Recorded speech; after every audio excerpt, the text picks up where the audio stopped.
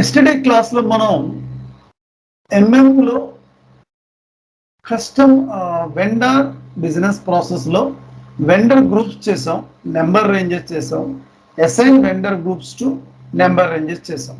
So fine now business partner చాలా కేర్ఫుల్గా చూడండి. ఇది న్యూ అండి. ఇది ఈసీసీలో కొంతమంది ఎవరికైనా ఐడియాలో ఉన్న వారికి యూజర్స్కి ఈ కన్ఫిగరేషన్ ఎవరికి ఐడియా ఉండదండి. ఇది కంప్లీట్గా పాత్ కూడా డిఫరెంట్లో ఉంటుంది, ఎంఎంలో ఉండదండి ఈ path. So careful on that. 4 points ఉంటాయండి బిజినెస్ పార్ట్నర్ కన్ఫిగరేషన్లో.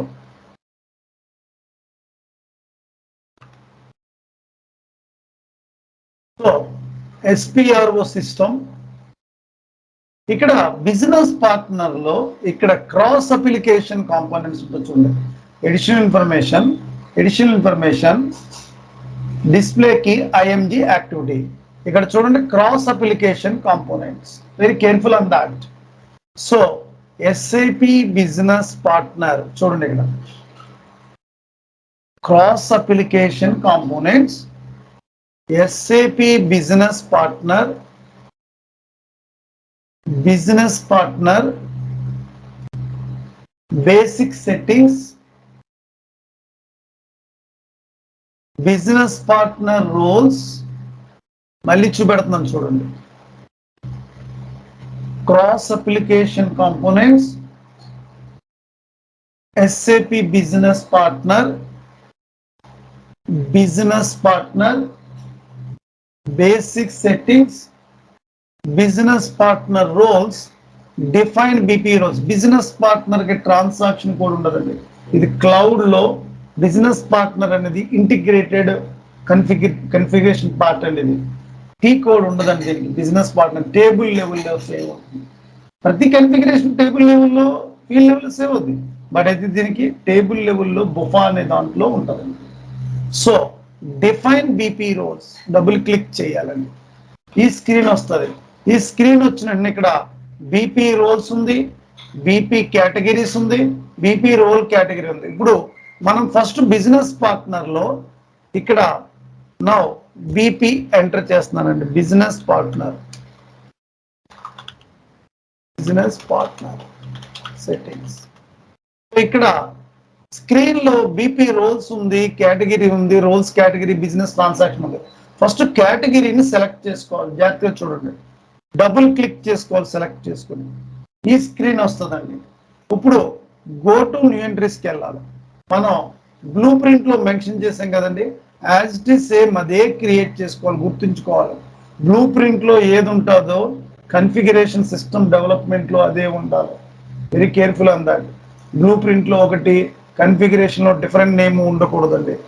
ఇక్కడ నేను బ్లూ ప్రింట్ ఓపెన్ చేస్తున్నాను. ఇప్పుడు బ్లూ ప్రింట్ లో మనకి ఇక్కడ బిజినెస్ పార్ట్నర్ నార్మల్గా ఇక్కడ చూడండి, define number ranges, vendor groups, define vendor groups.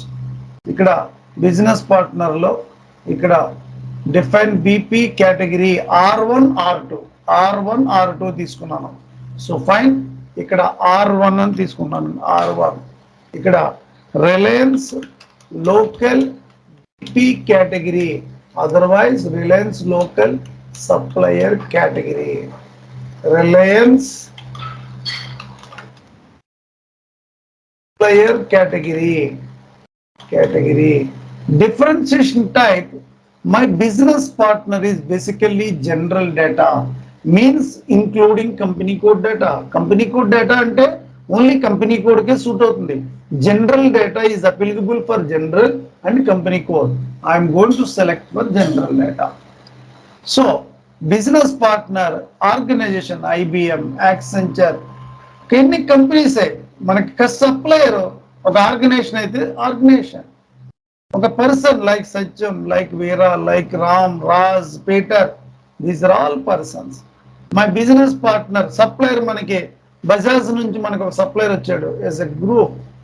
Bank of America నుంచి ఒక సప్లయర్ కొనడానికి వచ్చాడు రిలయన్స్ లో ప్రొడక్ట్ ని, is a group. Business partner is the category same. So down side చూడండి, వార్నింగ్ మెసేజ్. అప్పుడు ఎంటర్ చేయాలి ల్యాప్టాప్ బటన్ కానీ డెస్క్టాప్ లో your enter the button.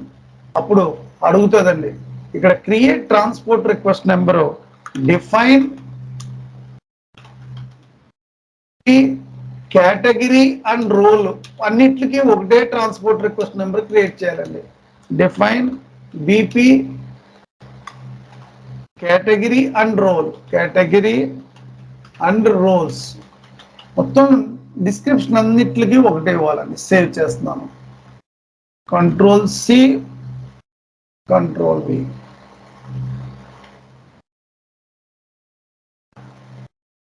Control C, control. This is called define BP role and category. Fine. R1 first one. Go back. Again go to new entries.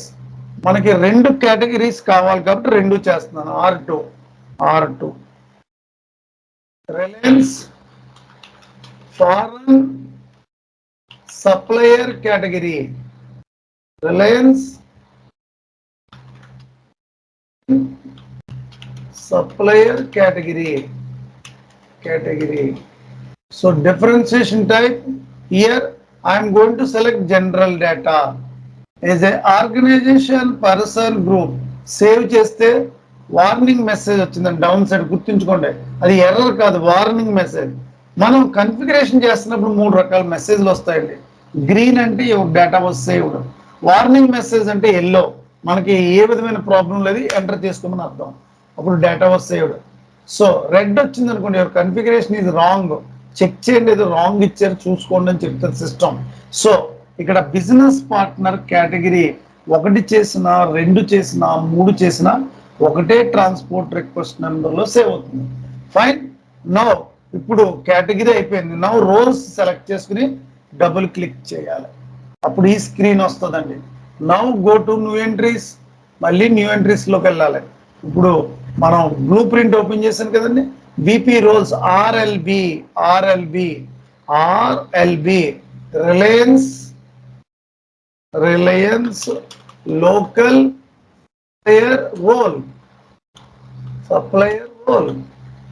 Reliance ఇంతకు ముందు category చేసాం, ఇది role అండి. ఇది Reliance local supplier role. BP category చేశారు కదా, అది ఇవ్వాలండి. ఇక్కడ మీరు R1 చేశారు కదా, R1 ఇక్కడ సెలెక్ట్ చేసుకోవాలి. R1 ఇక్కడ ఏదైతే లోకల్ చేశారో లోకల్ కేటగిరీ ఇవ్వాలి. ఇక్కడ యాక్టివేట్ చేయాలండి. ఇది యాక్టివేట్ చేసి ఎంటర్ చేయాలి. ఎంటర్ చేస్తే దెన్ సేవ్ చేయాలి. టిఆర్ అడగదండి, దాంట్లోనే సేవ్ అయిపోతుంది. సో అగైన్ గో బ్యాక్, మళ్ళీ again go to new entries. మళ్ళీ ఇక్కడ మనం చేసాం కదండి ఆర్ఎఫ్బి, ఫారెన్ కదా, ఆర్ఎఫ్బి రిలయన్స్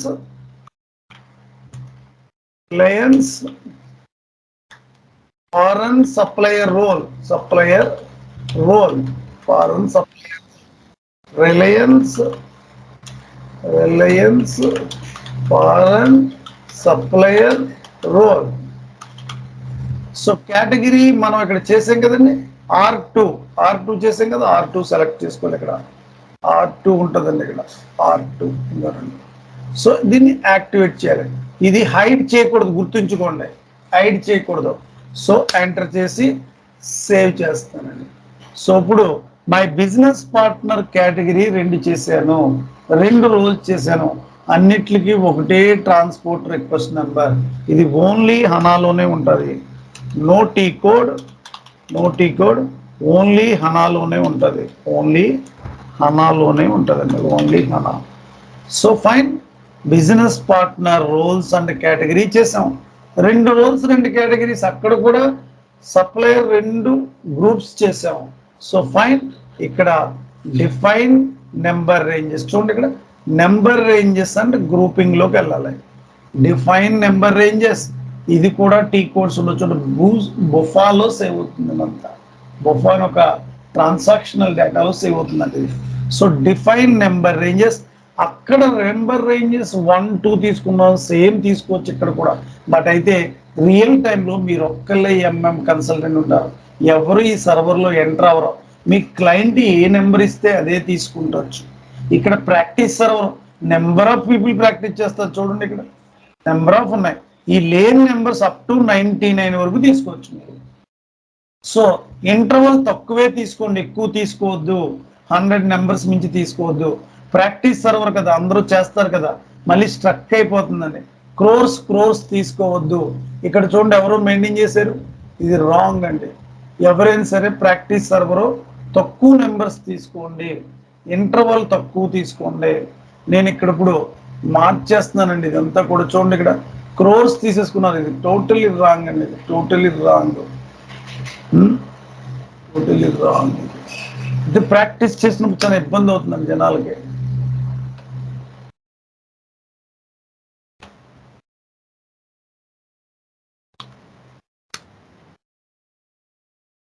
సో ఇప్పుడు నేను అవైలబిలిటీ చూస్తున్నాను చూడండి. అవైలబిలిటీ 1 2 3 4 5 6 7 8 9 10 11 12 13 14 లేదండి. బట్ ఫైన్, ఓకే ఫైన్, 13 14 లేదు కాబట్టి నేను అది తీసుకుంటాను. ఇంటర్వల్ ఏది అవైలబిలిటీ ఉందో చూస్తానండి చూడండి, చెక్ చేసుకుంటాను. 5 6 కూడా చేంజ్ చేయాలి సార్. 5 6 ఎందుకంటే తర్వాత మీకు ప్రాక్టీస్ చేసినప్పుడు ఇబ్బంది వస్తాయండి, ఇలా తీసుకోకూడదు టోటల్గా. ఎందుకంటే అది దీంట్లో మీ యూజర్స్ ఇద్దరు ఉన్నారు, ఎస్డి ఉన్నారు, ఎంఎం ఉన్నారు, అందరూ ఉన్నారండి. 5th నెంబర్ ఎక్కడ ఉందంటే చూసారా, ఈ తర్వాత తెలుస్తుంది ప్రాబ్లం ఇంటర్వల్ ఓవర్లాప్ అనేది ఏంటనేది. ఓకేనండి, ఏం లేవు కదా ఇక్కడ ఇది కూడా. సో ఫైన్, 0 దగ్గర ఇక్కడ కూడా చూడండి ఎవరు.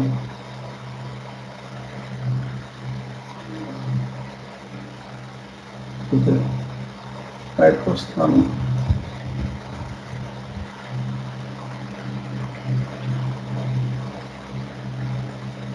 అసలు ఇలాంటి ఉంచొద్దండి సిస్టంలో.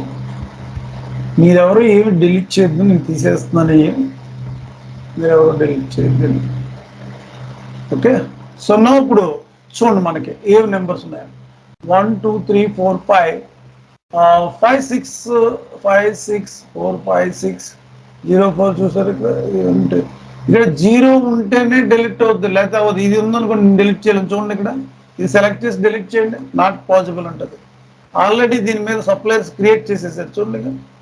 Initial is not possible, deletion is only possible if status is initial. అంటే ఎన్ఆర్ స్టేటస్ అంటే ఏంటండి, ఇక్కడ నెంబర్ రేంజెస్ స్టేటస్ అంటే ఈ పర్టికులర్ నెంబర్ రేంజెస్ ఎవరైతే ఉన్నారో సప్లైర్ ఆల్రెడీ క్రియేట్ చేశారు అక్కడ, దీన్ని డిలీట్ చేయలేం.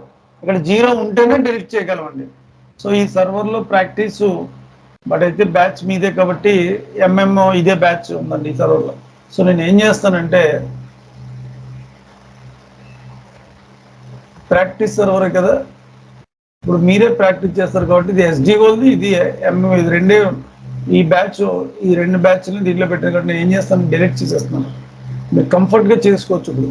సో ఫైన్, 0 to 03 తీసుకుంటున్నానండి నేను, ప్లస్ 0 to 03 కంఫర్ట్ ఉంటుందండి. అప్పుడు ఈ సర్వర్లో ఇంకెవరు లేరండి, మీరే ఎస్డిఎంఎం బ్యాచ్ ఉంది. సో ఇప్పుడు నేను చూడండి 1 to 1000 చేశారు ఇక్కడ, నేను 1000 1 to 1000 1001 to 1050 కదా. నేను ఏం చేస్తానంటే 1150 వరకు యూజ్ చేసుకున్నారు కాబట్టి 1151 తీసుకున్నానండి. 1151 నేను ఎక్కువ తీసుకోనండి, 1200 అంతేగాని మనం ఏం చెయ్యం.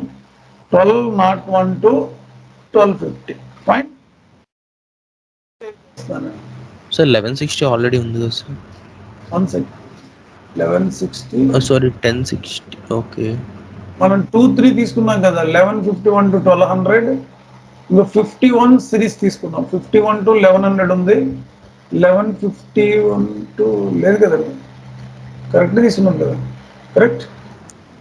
Okay sir, changes for saved అని రావాలి. ఇంటర్వల్ ఓవర్లాప్ అంటే తీసుకో. ఏది సార్ ట్రాన్స్పోర్ట్ రిక్వెస్ట్ నెంబర్ ఏదండి, ఏమండి మాట్లాడండి. నెంబర్ రేంజ్ రాదు కదా సార్. నెంబర్ రేంజెస్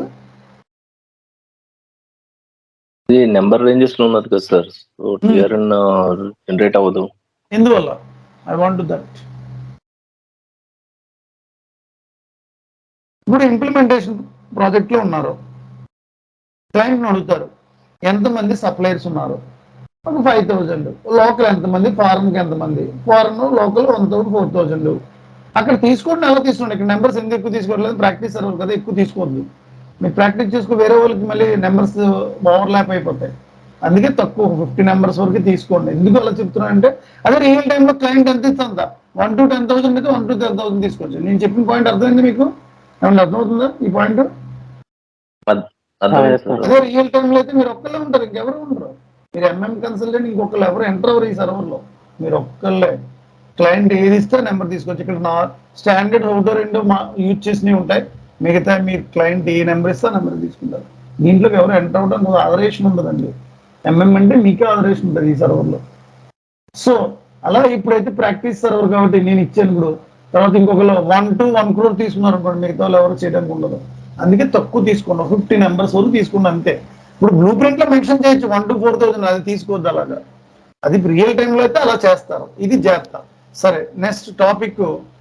ఇప్పుడు నెంబర్ రేంజెస్కి ఎందుకు టీఆర్ఎన్ జనరేట్ అవ్వదు? కస్టమర్స్ని అడిగారు మీరు, ఎంతమంది కావాలి సప్లయర్స్ని. 5,000 సప్లయర్స్ ఉన్నారు, లోకల్ వచ్చి 4,000, 1 to 4, 4,000, 1 to 5,000.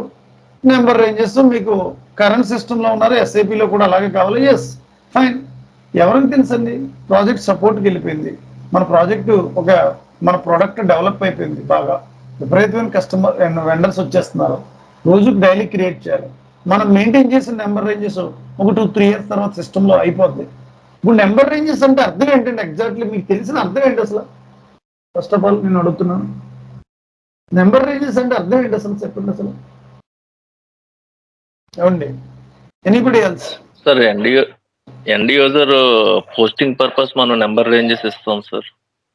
మనం ఇక్కడ ఏదైతే నెంబర్స్ మెయింటైన్ చేస్తున్నామో ఇది లోకల్ అనుకో, ఇది ఫారెన్ అనుకోండి, ఈ 1200, 1 to 1250 ఒక వెండర్ని క్రియేట్ చేయాలనుకోండి, ఇక్కడ నుంచి జనరేట్ అవుతుంది.